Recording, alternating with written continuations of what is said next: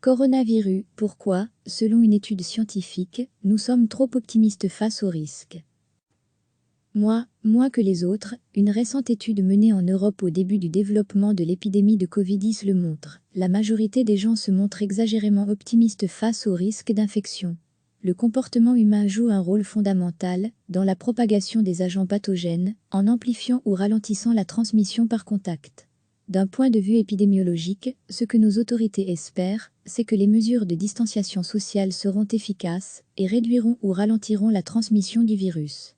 Revers de la médaille, sous une perspective économique et sociale, les comportements d'évitement peuvent aussi avoir des effets négatifs tels que la discrimination de groupes ou d'individus, ou une pénurie de produits alimentaires ou pharmaceutiques.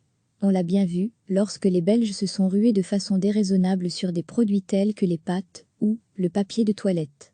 L'étude internationale que nous résumons ici a été menée à la fin du mois de février 2020 sur un échantillon de plus de 4300 individus dans 4 pays européens, France, Italie, Royaume-Uni et Suisse, via le réseau de surveillance pour la grippe influenza. Elle est l'œuvre d'une équipe dirigée par Jocelyn Rode, maître de conférences à l'École des hautes études de santé publique, EHESP, et chercheur à l'unité des virus émergents de Marseille. Les auteurs ont demandé aux participants d'estimer le risque d'infection au coronavirus sur une échelle, en distinguant la probabilité pour eux-mêmes d'être malades dans les prochains mois, de celle qu'ils perçoivent pour les autres. D'après les études psychologiques récentes, les gens évaluent généralement les risques au travers d'un biais optimiste.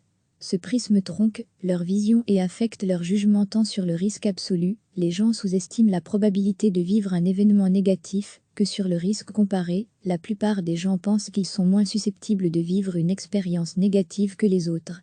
Évidemment, dans le cas présent, il est impossible de prédire cet excès d'optimisme ou de pessimisme, puisqu'on ne connaît pas à l'avance les taux d'infection parmi la population. Mais ce que nous imaginons pour les autres, nous avons bien du mal à l'imaginer pour nous-mêmes. Ça n'arrive qu'aux autres, en quelque sorte.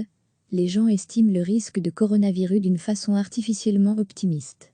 D'un côté, le risque qu'ils perçoivent pour eux-mêmes ou les autres est plus bas que celui estimé par les experts. D'un autre, la comparaison entre le risque d'infection pour soi-même et celui pour les autres montre des différences significatives. Environ la moitié des participants estiment moins probable d'être eux-mêmes infectés par le virus plutôt que les autres, là où 5% seulement expriment un jugement opposé. Les auteurs de l'étude parlent donc d'un optimisme irréaliste dans la perception du risque. Cependant, on peut comparer les opinions que les gens expriment et celles relayées dans la presse par des experts, infectiologues, épidémiologistes. Ainsi, les professeurs Mark Lipsitch et Gabriel Leune, se basant sur de simples modèles épidémiologiques, ont estimé que plus de 40% de la population mondiale serait infectée durant l'année à venir. Cependant, l'échantillon de population interrogé dans l'étude estime ce risque en moyenne à 1%. Notez l'écart. Recevez chaque matin l'essentiel de l'actualité. Une récente étude menée en Europe au début du développement de l'épidémie de Covid-19 le montre, la majorité des gens se montrent exagérément optimistes face au risque d'infection. Le comportement humain joue un rôle fondamental dans la propagation des agents pathogènes, en amplifiant ou ralentissant la transmission par contact. D'un point de vue épidémiologique, ce que nos autorités espèrent, c'est que les mesures de distanciation sociale seront efficaces et réduiront ou ralentiront la transmission du virus. Revers de la médaille, sous une perspective économique et sociale, les comportements d'évitement peuvent aussi avoir des effets négatifs tels que la discrimination de groupes ou d'individus, ou une pénurie de produits alimentaires ou pharmaceutiques. On l'a bien vu, lorsque les Belges se sont rués de façon déraisonnable sur des produits tels que les pâtes ou le papier de toilette. L'étude internationale que nous résumons ici a été menée à la fin du mois de février 2020 sur un échantillon de plus de 4300 individus dans 4 pays européens, France, Italie, Royaume-Uni et Suisse, via le réseau de surveillance pour la grippe influenza. Elle est l'œuvre d'une équipe dirigée par Jocelyn Rode, maître de conférences à l'École des hautes études de santé publique, EHESP, et chercheur à l'unité des virus émergents de Marseille. Les auteurs ont demandé aux participants d'estimer le risque d'infection au coronavirus sur une échelle, en distinguant la probabilité pour eux-mêmes d'être malades dans les prochains mois, de celle qu'ils perçoivent pour les autres. D'après les études psychologiques récentes, les gens évaluent généralement les risques au travers d'un biais optimiste. Ce prisme tronque leur vision et affecte leur jugement tant sur le risque absolu, les gens sous-estiment la probabilité de vivre un événement négatif, que sur le risque comparé, la plupart des gens pensent qu'ils sont moins susceptibles de vivre une expérience négative que les autres. Évidemment, dans le cas présent, il est impossible de prédire cet excès d'optimisme ou de pessimisme.